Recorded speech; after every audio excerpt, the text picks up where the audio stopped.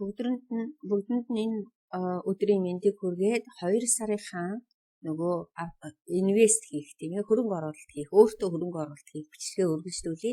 Тэгэхээр би түрүүс чинь 1 сард хийж өгсөн боловч нөгөө дуу байхгүй гэдэг шалтгаанаар дахиж жоохон онцгүй болсон. Миний тэр бичлэг жоохон чанар мунтай болсон. Тийм учраас би өнөөдөр та нарт дахиад хийж өгье. 2 сарын худалдаа авалт гэсэн.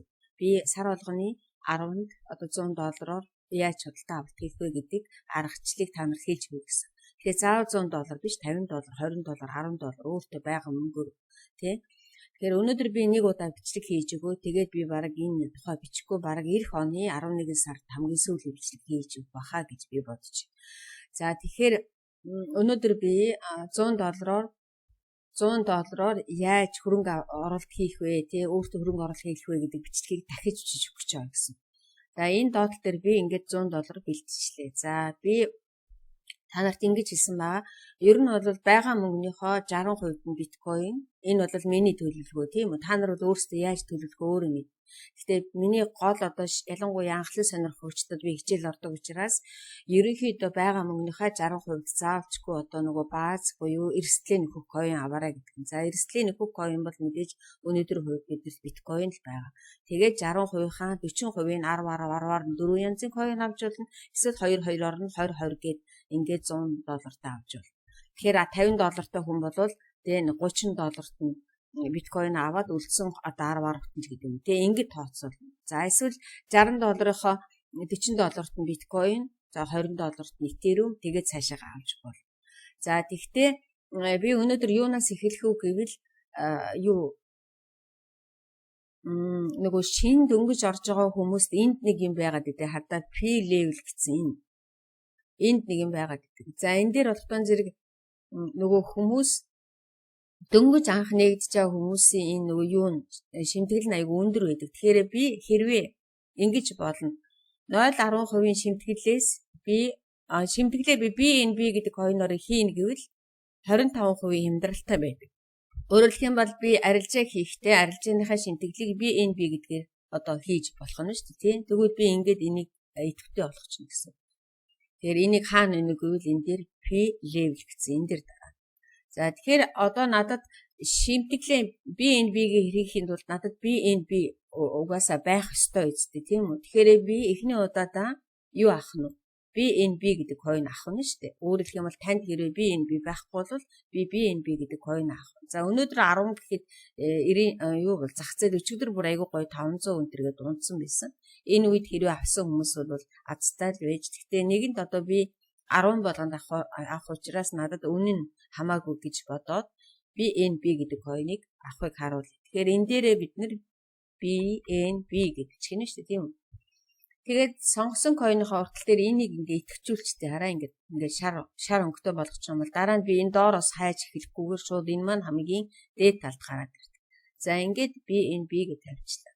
За түрүү чинь би хичээл дээр хэлжсэн тий лимитер болохоор би яг одооний энэ өөрөө үнэ тавина. Доор ногоон байгаа өөрөө үнэ тавина. За одоо жишээлбэл бичлэг хийж байгаа үед бол би маркетыг тавихаас өөр арга байхгүй гэж хэлсэн тийм үү. Яагаад гэвэл лимитээр тавихаа би хүлээх болно. За би маркет дээр тавьчих. Энэ бол шууд өнөөдрийн энэ дунд талд гарч ирж байгаа үнээр би худалдаж авна гэсэн. Өөрөөр хэлбэл биржийн дундаж аваар би үнээр худалдаж авна. За тэгэхээр энэ дээр би түрүүн тайлбарласан. BNB гэ ингэж бичвэл би хэдэн BNB авах нь гэд энэ тий 003 гэсэн ингэж авна гэсэн. За хэрвээ би USDT-гээр тооцоолно гэвэл одоо ингээд за би нэг $20 нь USDT авах гэх юм бол ингэ тавих нь. Тэгэхээр энийг та нар өөрсдөө яах нь сонгох нь. Зүгээр яхан анхлан сонирхогч шинэ хүмүүс бол мэдээж USDT-гээр тооцснараа жоохон тий олон нэгтэй юмнуудыг харахад аюу хэцүү. За тэгээд энэгээр би эхнийхээ одоо юу хийх нь худалдаа авалт хийх юм тий.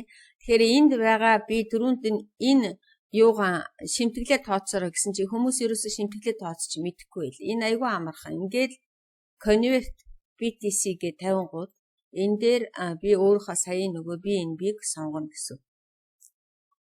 BNB хаана? За тэгвэл ингээд BNB За одоо энэ ингээ гараад ирлээ тий. За би энэ дээр саяхан одоо шимтгэлийг ингээ тавхад ойролцоогоор нэг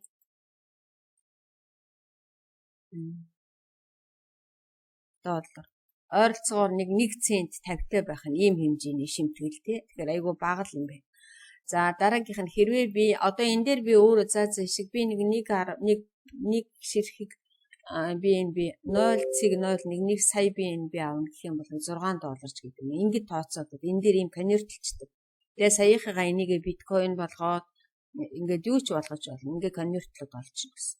За тэгэхээр би сая энэний нөгөө шимтгэлийн ингээд тавьсан байгаа тийм. За нэг ойролцоогоор 0.1. Тэгэхээр надад нэг одоо баг энээсээ би нэг 20 нэг байрлахаатай. За нэг 10 гэхэд би баг ингээд хөрчих байгаа ч тийм. За ингээд энэнд би яах нь BNB хөдөлж авах нь шүү. Тэгээд би дараа нь энэ BNB-гээрээ өөрийнхөө арилжааны юу хийх нь шимтгэлийг төлөх нь. За би ингээд авчия. За одоо хэдүүлээ ингээд авчаад яадаг вүлээ trade history гэдэг рүү дараад энд гараад ирчихэ. Энийгээ хэдүүлээ нөгөө юун дээрээ бичдэг тийм ээ. Энэ дээр. За тэгэхээр одоо миний түрүүчийн сарынх энд байж байгаа. Тэгэхээр энэ түрүүчийн сарын бичснийхаа BNB-гийн ардтал дээр энд нэг нэмэх тэмдэг байна да баруун гар тал дээр. Энэ нэмэх тэмдэгэн дээр дарлаа. За сая би хэдээр авчив? 106.46-гаар авчлаа тийм үү?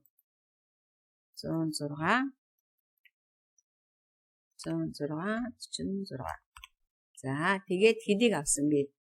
0.003 энэ ээж нь тий 0.003.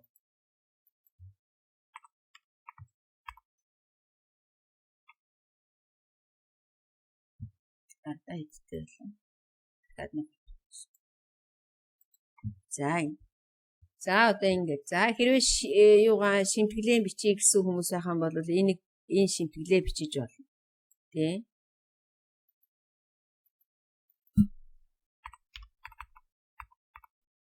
Хэд байлаа? 24.70. За ингээд миний бүх одоо яах нь би өнөөдөр ийм ханшин дээр 606.46 гэдэг ханшин дээр 0.033 тэгээд миний шимтгэлийн нийтдээ би $20.01 авлаа гэд ингээд бичиж. За одоо саяхаа бичснийг хэдүүлээ харъя. Энэ 645 гэсэн энэ дээр энэ урагшаага ингээд дарчтаа зэрэг ингээд энэ гараад ирдэг тий. Одоо нөгөө нэг бид миний түрүүчийн авсан сарын одоо энэ сарын. За одоо би түрүүчийн сард $20-оор ийм хэмжээний одоо 0.029-ыг авсан байна. Тийм байгаа үстэй. 1 сарын 10-нд 690.38 байсан. Яг намайг авдаг өдөр энэ байсан баг. Тэгээд би ийм хэмжээтэйг авсан байна. Тийм бааз. Тэгээд за яг би гэвчиг юм. За энэ бол миний түрүүчийн сарх. За одоо өнөөдрийн сарх. Тэгэхээр энэ үнэ нь бол арай түрүүчийн сараас хямдарсан байна. Тэгэхээр миний нөгөө тоон яах нь нэмэгдсэн байгааз. За ингээд энэ 1 сарын худалдаа бол 2 сарын худалдаа. За одоо ингээд би 20-ороо би энэ би авчлаа. За одоо хэдүүлээ нөгөө биткойн авъя. BTC. За энэ дээр дарлаа. Тэгэхээр өнөөдрийн саяын одоо нэг юм хэмжээтэй явж байна. За маркет дээрээ би тавьсан байгаа. Би биткойн арай жоохон ахиу авна гэж хэлсэн тий. За би түрүүчийн сард чи хэдийг авсан биткойн хэдээр авсан. Биткойныг би $30 авсан юм тийм үү? $30 авсан. За яг энэ удаадаа би $30 авчи та нарт нөгөө юу яах гээд тий яг зөв харуулахын тулд $30 аавна гэд тэгээд энд нөгөө нэг мөө жижигхэн юугаан бас тооцоолох нь шүү дээ тий энийг. Тэгэхээр энэ дээр болохтон зэрэг би энэ BNB-гээ BTC болгоч. Окей. За одоо энэ дээр саяхан пиг ойролцоогоор харах. Ойролцоогоор бол яах нь 0.08 цент. Тэгэхээр надад бол нэг 30 цент 10 байхад бараг л хүрчихэл юм шиг шүү дээ тийм үү? Миний энэ юу яагаад ажиллахгүй юм бэ?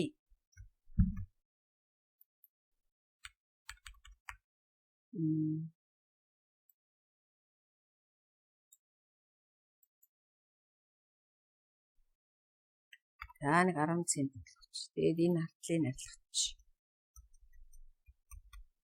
Энэ конод маань ажиллах ба. За тэгээд хэдүүлээ. Buy BTC. За одоо энэ доор гараад.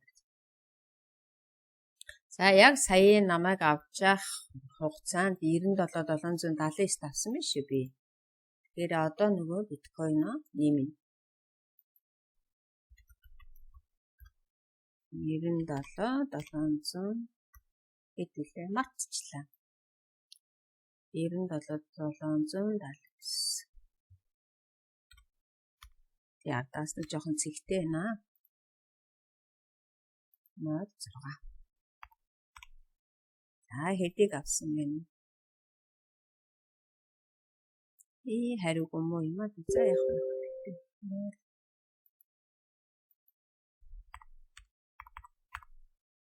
За юм. За одоо энэ дээр нөгөө нэг хардаа миний түрүүчийн танилцуулж гисэн. Би одоо энэ дээр яах нь вэ?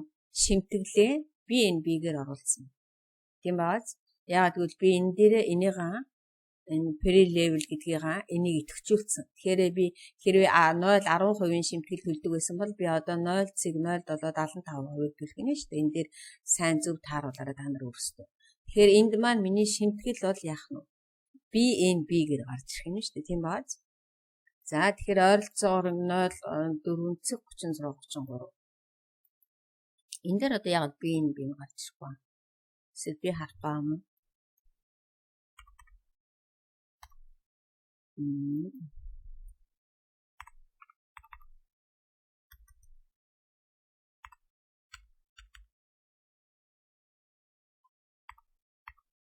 Хэд байлаа сая? 36.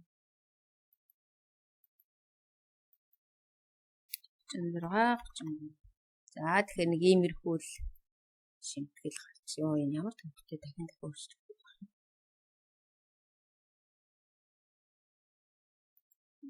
Энэ нэг иймэрхүү жоохоо шимтгэл.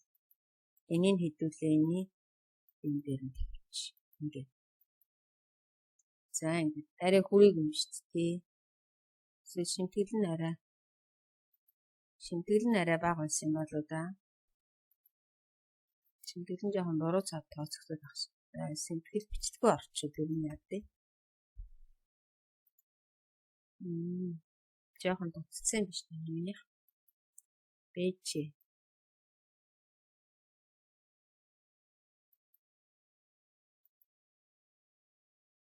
Хэдүүлээ энэ дахиад хараа. Арай жоох ардталтаа нэг жоохон тооцоо юм бол та. Арай л хүрсэнгүй юм. За одоо яах вэ? Уг нь яг би 30 дээр авъя гэж бодсон. За одоо ингээд биткойн гараад ирлээ. Түрүүчийн сард би 93,582-оор энэ сард жоох үнэтэй авчиж байгаа юм биш тийм ээ 97,779. Нэг сард болохоор 93-таа одоо нэг 97. За одоо яа. За одоо ингээд надад $51 үлдсэн байгаа тийм ээ. Би өнөөдөр BNB нэмээд авчлаа. Биткойн авчлаа. За та нар бол Ethereum авч магадгүй. Гэхдээ надад нөгөө нэг airdrop-д оролцох гэж байгаа учраас би дахиад жоохон атом авна гэж бодогдоод байгаа. Жоохон атом нэмж авах санаатай байгаа. Тийм болохоор би атомаа би танаар түрүүчийн нөгөө зорилгоо хэлсэн тий би яагаад атом авах гээд байгаа вэ гэвэл нөгөө нэг airdrop-д оролцох гээд байгаа гэх. За би тэгээд энэ удаадаа би $20-оор атом авчихъя. За үнэ нь 4,772. За тэгэхээр надад нөгөө атом маань энэ. Ой. За энэ дээрээ атом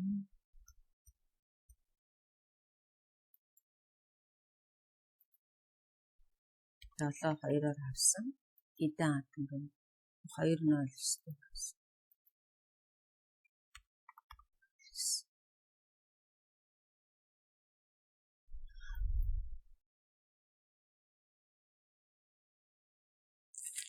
Энэ дээр жоохон ашиггүй байна.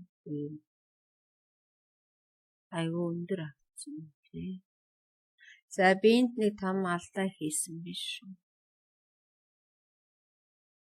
Юу гэж алдаа хийсэн бэ нүг гэвэл атом авахд BNB-гээр юу хийх дэмий юм биш үү? Шинтгэл төлөх. Тэгэхээр хараа нөгөө хямд үнэтэй юм coin авахд бол BNB-гээс хямдхан үнэтэй coin авахд бол BNB-гээс шинтгэл хийх дэмий юм байна. Би боллоо энийг. Атмаараа хийсэн хамаагүй дээр юм. Тийм. Ингээ бодлоо. Яагаад гэвэл ийм амар өндөр шинтгэл авсан байна тийм ээ. 477 2-оор би 2 ширхгийг л авахд ийм 997 бараг 40 үнэн юунд авчичтэй шинтгэлтэй. Тэгэхээр би ойлгохдоо BNB-гээр шинтгэл хийх дэмий бараг нэгээр авах байсан юм биш үү? Тийм. За зэнийг хэдүүлээ ингээд нэг үзээтэй. Энийг би BNB-гээр хийхгүй гэж бодоод тэгэхээр яаж юм харъя.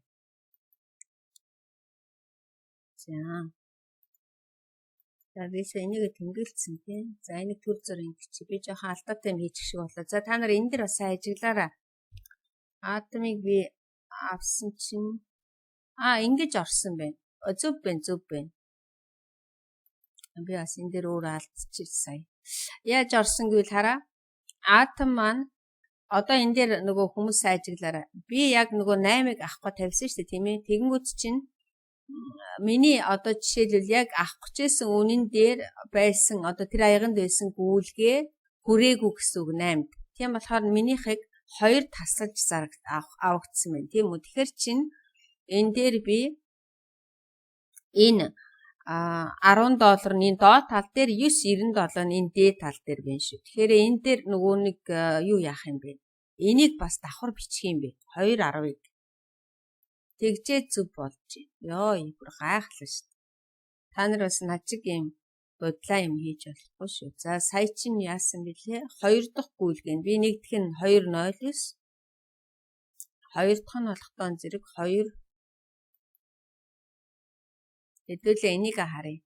За ингээд хийдэг гэсэн эн чинь атом 209-ийг бичсэн байна. Одоо хэдүүлээ 201-ийг бас бичих юм бэ. 477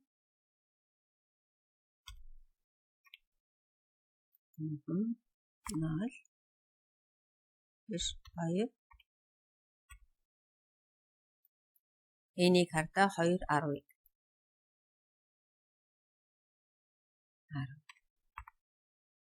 ингээд үнэ гэр чинь 10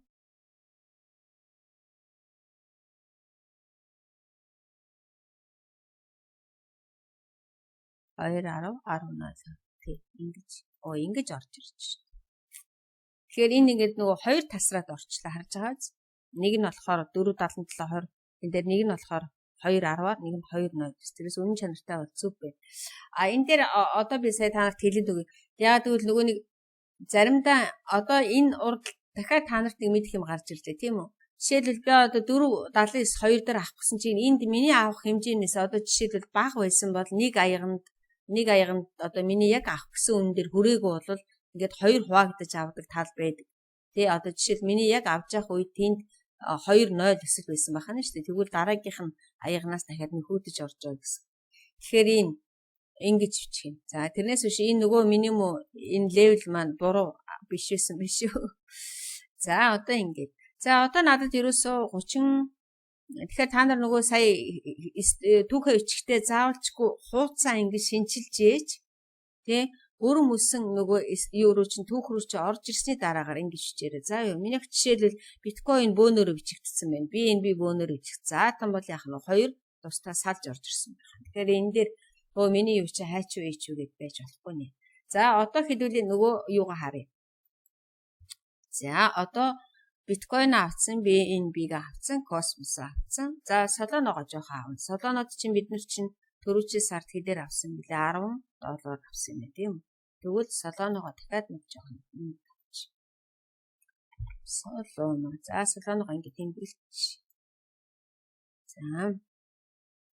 10-аар л авсан байх та. Би ийм бага авсан байх та. Ийм би. $10 авсан. За өнөөдөр төгөл хэдүүлээ дахиад $10 нэмээд. За $10 нэг жоох илүү авна. За ингээд авчлаа. За солоно 207.56.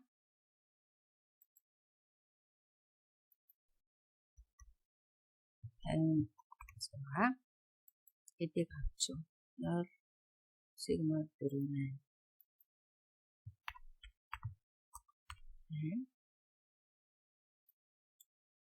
За яг пигэ битсэнгүй шүү. За солоног харин би 1 сард аягүй хямдхан авсан юм шүү. Нэг нь 84-оор аваад одоо 207-оор авсан. Гэтэ одоо нөгөө нэг юугаа ингэж гаргана шүү дээ. Одоо та нарын нөгөө дундчлна гэдэг чи одоо энэ. За 284 нэмэх нь 207.56. Ингээд энийгээ хэдүүлээ 2-той хуваах. Тэгэхээр миний солоно 2 сарын үедээ миний 2 сарын хугацаанд миний солоно авсан дундаж үнэ нь бол 196.2 байх нь шүү дээ. 1 сард болохоор би арай жоохон хямд аваад өнөөдөр болохоор арай үнэтэй авчихлаа. Тэгэхээр би 196.2-оос дээшигээ зархал юм бол би ашигтай гарна шүү. Тийм биз дээ. Тэрнээс биш. Гэхдээ яг нөгөө энэ хэмжээгээ харж байгаад тий. Тэгээд нэг эсэндөө $392 одоо жишээл 196.2 гэдэг маань миний дундаж үнэ баг. Тэгэхээр би энэ 196.2-оос л дээшигээ зарах. Тэгэх юм бол би алдагдaltaгүй. Одоо ингээд 1 сарын, 2 сарын, 3 сарын, 4 сарын ингээд явсаар байтал чинь энэ дундаж үнэ маань бүр өөр гарна шүү дээ. Хэрвээ би дараагийн сард арай жоохон өөрөөр явах юм бол тий арай жоохон өөрөөр худалдаж авах юм бол бүр одоо хямдаар худалдаж авъя гэж бодъё. Мөрөөдөө тийм үү 184 нэмэх нь 207.56. За хэдүүлээ жоохон мөрөөдөө 148 одоо 32-аар авсан гэж бодъё. Тэгвэл энийгээ хэдүүлээ 3 дахь бахан. Тэгвэл миний дундаж үнэ бүр 180.24-тэй гарч. Тэгээд би энээсээ л дээшигээ заравал надад ашиг гарна. Би ерөөс алдагдaltaй ажиллана гэж байхгүй гэсэн үг байхгүй юу? Тийм ээ. Тэрнээс биш одоо нөгөө дундажлна гэдэг чинь л энэ байгаа юм. Заавалчгүй өнөөдөр би одоо жишээлбэл бөөн авдаг хүмүүсд өнөөдөр сандраад одоо $100-оор $1000-оор $200 авчих нь шүү дээ. Тэгжээтэл чинь дараагийн сард үнэ нь унчих магадлалтай байх нь тийм үү? Тэгэж энэ одоо дунджилсан юм. За ихсэрх би өнөөдөр термөг авдсан билүү үгүй билүү гэж би бодоол нэг жоохон термж одоо надад жоохон хангалттай л болчиход байна. Гэхдээ яг би танарт өнөөдөр хичээл орж байна да гэж бодоод би дахиад термийг аваад. За терм энэ дээр хэдүүлээ терм гэж чинь. За энд гараад ирлээ. Терм. За энийг би бас $10 авчихтэй. Энийг нөгөө ингэж дандаа юу мандаа шинжилж харж байгаарай. Та нар дээр. За одоо би $10.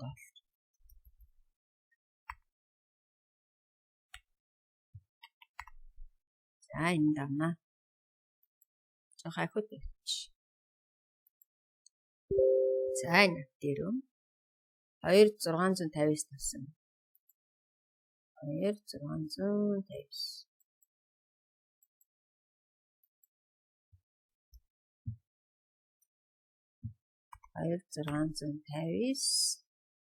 Эцдэн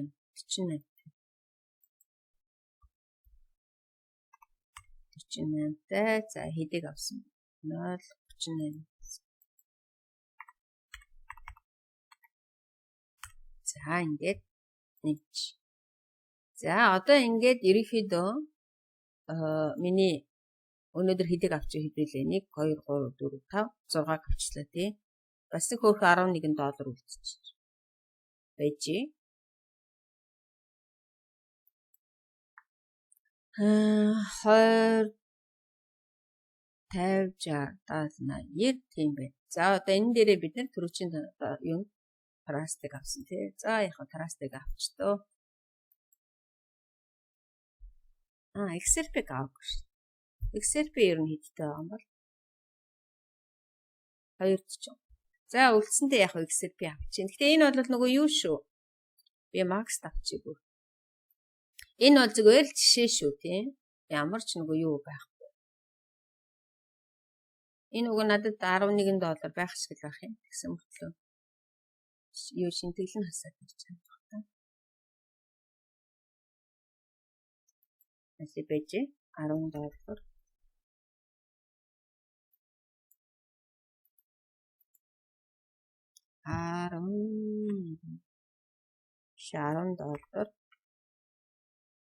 За 20 цент. За ингээд XRP авчихлаа. 244 нь бол 2 биш. Тэг. Бараг л адилхан байна те дундч. 2. За дараа 4.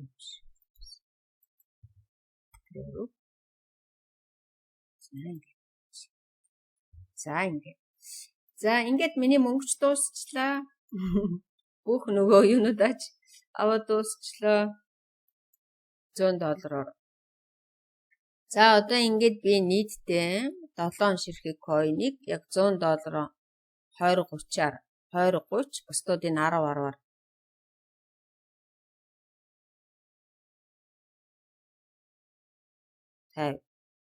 энэ би биткойн жоохон бага авсан. Би өгөн биткойныг жоохон ахиу авдаг гэж. За яг байна. За ингээд би өнөөдөр та нарт харуулъя.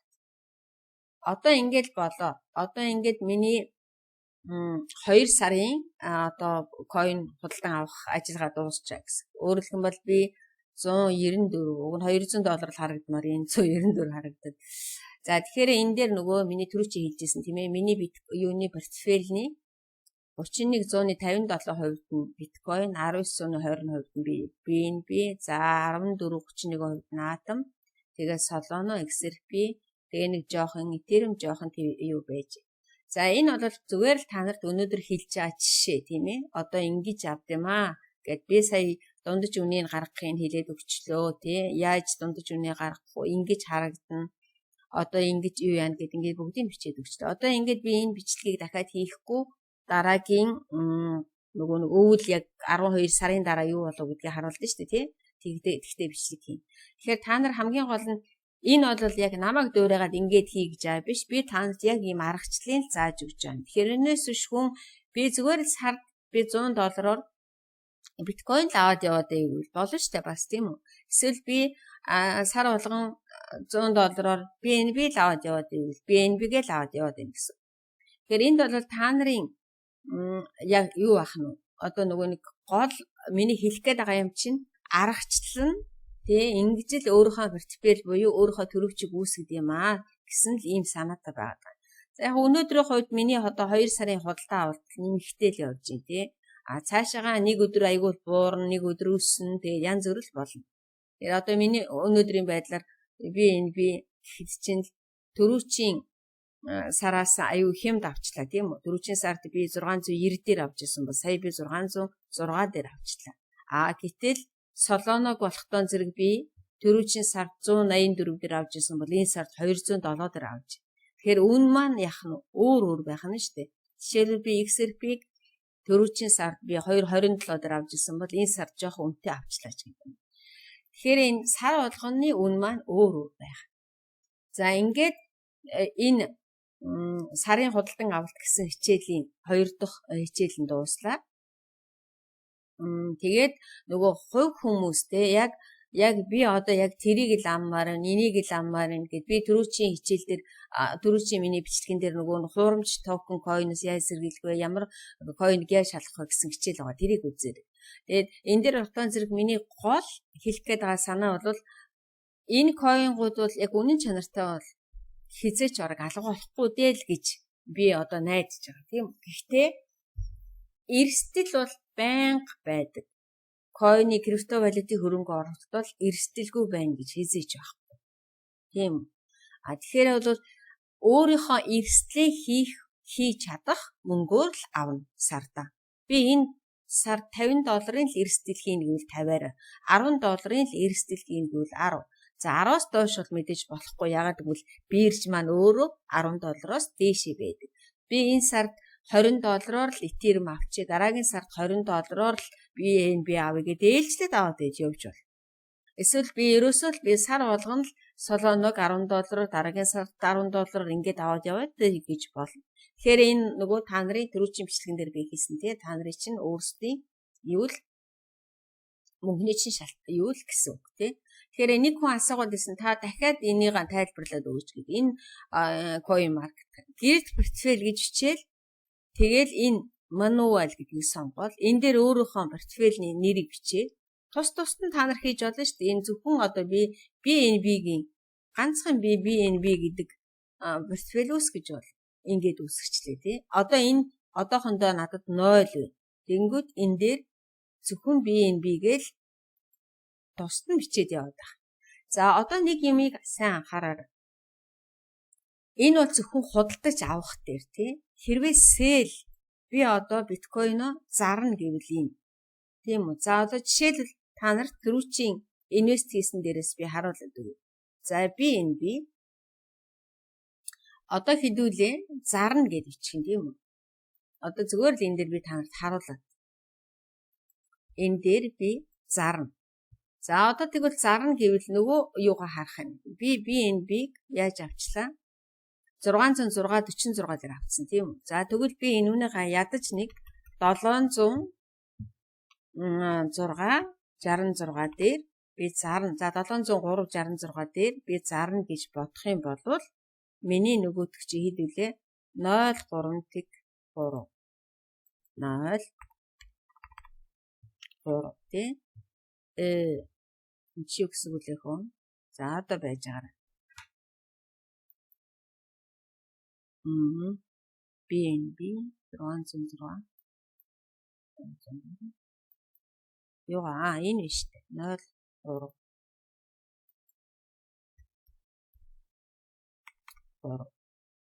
За одоо ингэж дарчлаа.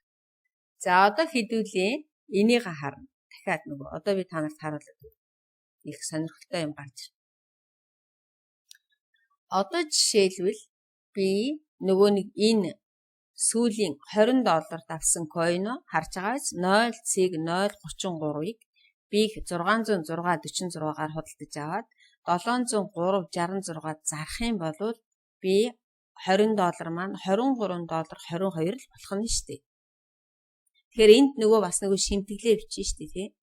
Тэгэхээр чинь энэс бага. За хэрвээ та нар хоёулаа хэдүүлээ энийг шимтгэл гэд үзье. За одоо жишээлбэл энэ шимтгэл гэд тавьд үзье. Тийм бол энэ үнийгээ хэдүүлээ энэ дээр юу бичих юм. За шимтгэл яг тухайн үед ямар байхаг би мэдэхгүй зүгээр жишээ олгож байгаа шүү. За ингэж хичээд үз. Тэгэх юм бол ингээд шимтгэл мэмтгэлтэйгээ миний ашиг бол яах нь $3.21 цент гарах нь шүү дээ. Хэрвээ би энэ дээр авсныгаа энэ дээр зарах юм. Энийгээ заавчгүй ижил тоогоор биччихээ та нар ашигаа зөв хардаг. Одоо жишээлбэл 0.033 0.033 гэж ижил тоогоор биччихээж тэгээд энэ нөгөө та нарын ашиг чинь харагдана. Тэрнээс биш 0.029 гэж тавих юм бол энэний ашиг, энэ доотлохны ашиг гарч ирэх. Тийм. Тэгэхээр энэ дээр зарахтаа хүртэл яах нь вэ? Худалдаж авсныхаагаа яг буцаагаад ийм үнээр зарж ингэж өөрөө харна шүү портфель дээр. Тэгжээд зар. Тэрнээс биш миний авсан үннээс л илүү байх шиг байна гэж зараад байх юм бол та нар энэ нөгөө тоогоо алдчихдаг. Тэгэхээр хэрвээ би одоо өнөөдөр худалдаж авсан бол зарах гэж байгаа бол ингэж харж тавьж энэ ижил хэмжээгээр тавьж ийж би эндээс нэг энэ арилжаанаас нэг $3.22-ийн ашиг хийх юм байна гэж бодох нь шүү. Тэгэхээр эхэлж энэ портфель дээр сайн ажиллаж ийж, сайн тооцоо хийж ийж зарна. Тэгэхгүй бол тооцоо хийхгүй явах юм бол нэг өдөр мөнгөтэй ч юм шиг, мөнгөгүй ч юм шиг, койнтой ч юм шиг, койнгүй ч юм шиг болчихдог. Тэгэхээр одоо миний энэ үнийг ингээд бүр зогсоож жагаад яг энэ таблицыг харах нь шүү тий. Яг энэ бичсэн. Ийм юм биш. Тэгвэл 606 дээр авсан юмыг 703 дээр зарахад ч нэг энэ $3-ийн л ашиг гарах юм.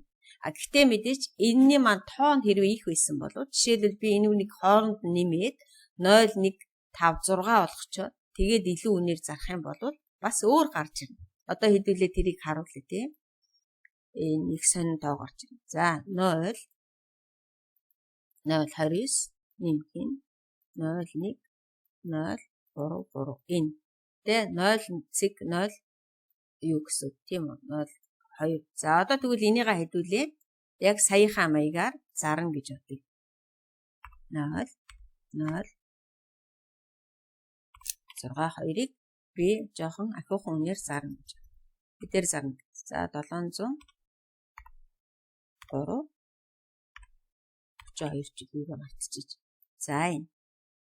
За ингэж хэрвээ би зарна гэж бодох юм бол миний бүх байгаа тийм. Тэгвэл би энэ дээр $40-ын доллароос нэг ийм л жоохон л ашиг гаргаж авах юм шүү. Тэгэхээр энэ дээр нэг ийм жоохон үнэн дээр бол нэг их актер яах нь бид нэр ашиг хийж чадахгүй. Тийм болохоор эхлээ заавалчгүй хүмүүс худалдаж авсныгаа ямар үнэн дээр зарах үг ингэж худлаагаасаа бичиж яагаад тэгээд энэ дээрээс ашиг хараарай. За тэгэх юм бол та нарт ойлгомжтой болно. За одоо энэ надад хэрэггүй учраас би энийхээ хэрэм үг хийч. Одоо ингэж миний зөвхөн худалдаж авсан л байж байгаа гэсэн. За ингэж бүгдэнд нь амжилт. Тэгээд та нар өөрсдөө энэ бол нөгөө санхүүгийн зөвлөгөө биш, тэг инк гэж байгаа юм биш. Зүгээр ер нь бол аргачлалыг хэлж байгаа гэж байгаа гэдгийг мартаж байна. За баяртай. Намайг дэмжиж лайк дараад хүмүүст хэлээ, дамжуулаад, шеэрлээд тэгээд өгөөрэй. За баярлалаа.